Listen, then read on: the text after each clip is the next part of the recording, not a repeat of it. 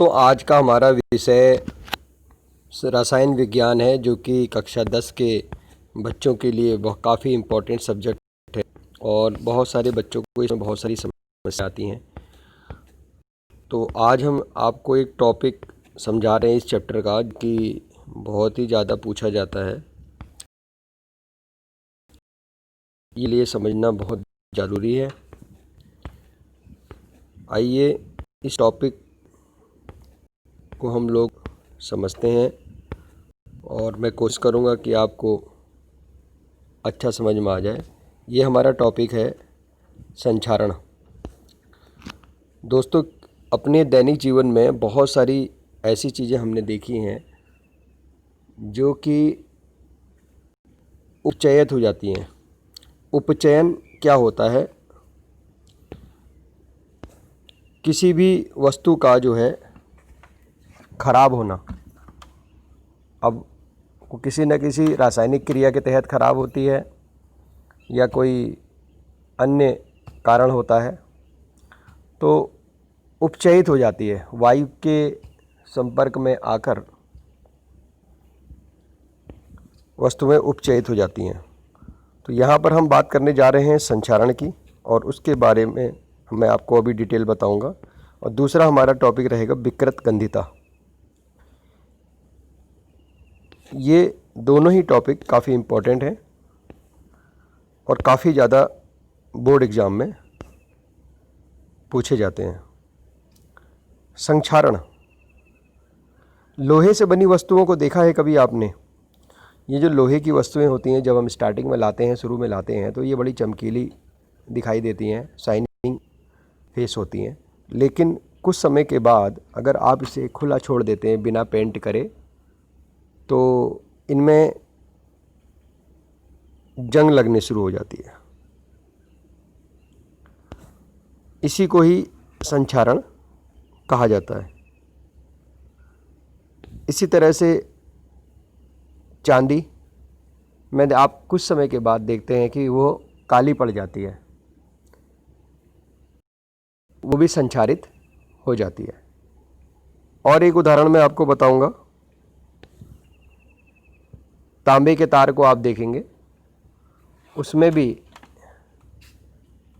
कुछ समय के बाद एक परत चढ़ जाती है, तो ये भी संक्षारित हो जाती है। हमारे देश में बहुत नुकसान होता है संक्षारण के कारण। ख़ास तौर से जो हमारे देश में कार में देख लीजिए आप, लोहे के सेक्टर में ज़्यादातर नुकसान बहुत होता है। कार हो गया, लोहे के पुल हो गए, जहाज़ वगैरह, लोहे से बनी बहुत, जैसे कि रेलवे ट्रैक्स या रेलवे इंजन डिब्बे, तो कोई भी लोहे से बनी वस्तु बहुत जल्दी जो है, अगर उसने पेंट छोड़ दिया या उसमें सही पेंट नहीं हुआ है, तो उसका एक हिस्सा जो ओरिजिनल लोहा होता है, वो जब वायु के संपर्क में आ जाता है तो उस पर धीरे धीरे जंग लगनी शुरू हो जाती है। इसे ही संक्षारण कहा जाता है। क्लियर हुआ? बाकी डिटेल इसमें दी हुई है, मैं एक बार आपको पढ़ के भी सुना देता हूँ। आपने अवश्य देखा होगा कि लोहे से बनी वस्तुएं चमकीली होती हैं, लेकिन कुछ समय पश्चात उन पर लालिमा युक्त भूरे रंग की परत चढ़ जाती है। लालिमा युक्त भूरे रंग की परत चढ़ जाती है। इसको आप नोट करेंगे। और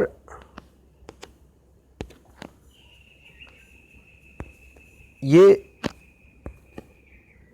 आपके लिए इम्पोर्टेंट है, तो इस पॉइंट को आप याद रखें। लालिमा युक्त भूरे रंग की परत। अब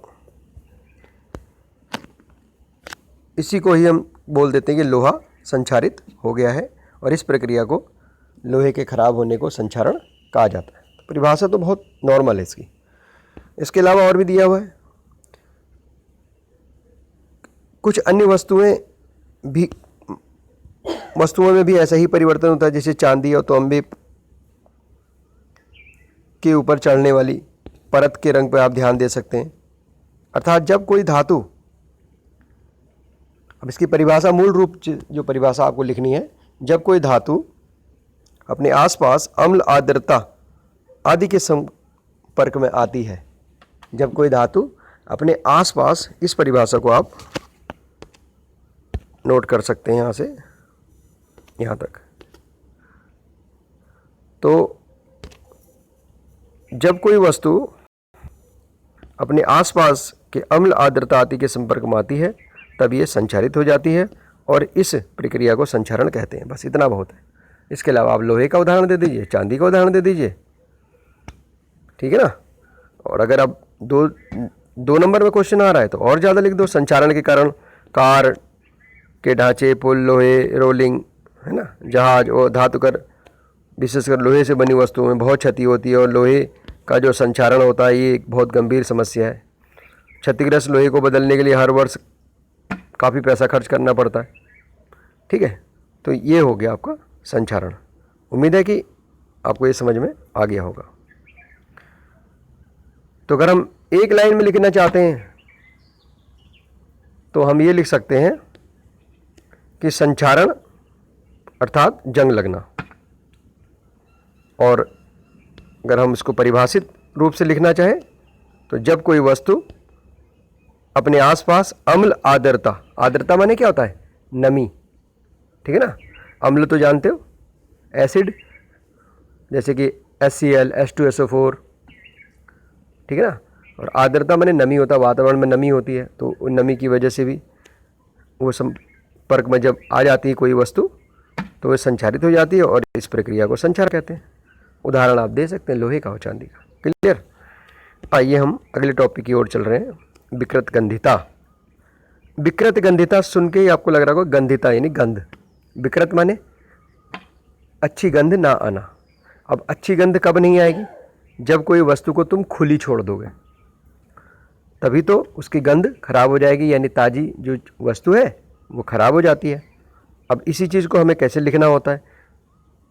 लिखा तो यहाँ पर बहुत कुछ है, लेकिन आपको मेन परिभाषा इसकी ढूंढनी होगी कि कहाँ से हम इसका सही परिभाषा को लिखें। चलिए पहले इसको पढ़ लेते हैं।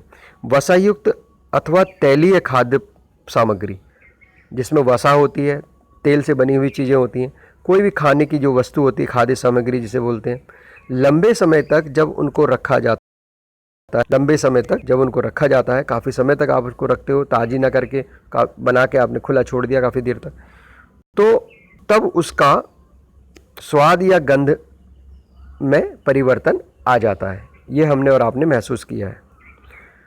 ऐसा क्यों होता है? उपचयित होने पर, इस वर्ड को नोट करें आप, उपचयित, इस लाइन को आप नोट कर सकते हैं। इसमें उपचयित होने पर तेल और वसा विकृत गंधी हो जाते हैं। तो उपचयित होने पर तेल और वसा विकृत गंधी हो जाते हैं तथा उनके स्वाद और गंध दोनों ही बदल जाते हैं। प्रायः तैलीय तथा वसायुक्त खाद्य सामग्रियों में उपचयन को रोकने वाले पदार्थ प्रति आक्सीकारक मिलाए जाते हैं। तो उपचयित रोकने के क्या करना पड़ता है? इन सामग्रियों में उपचयन रोकने वाले पदार्थ। अब ये उपचयन रोकने वाले पदार्थ क्या मिलाए जाते हैं? जैसे कि आपने देखा होगा कुरकुरे, बहुत सारी चीज़ें ये आती हैं तुम्हारी, चिप्स वगैरह, है ना, ये आजकल पैक्ड आ रहे हैं, बहुत सारी चीज़ें अन्य पैक्ड आ रही हैं, तो उनके अंदर हवा भरी जाती है, आपने देखा होगा। तो वो हवा क्या होती है? वो एक्चुअल में नाइट्रोजन गैस होती है, समझ रहे हो?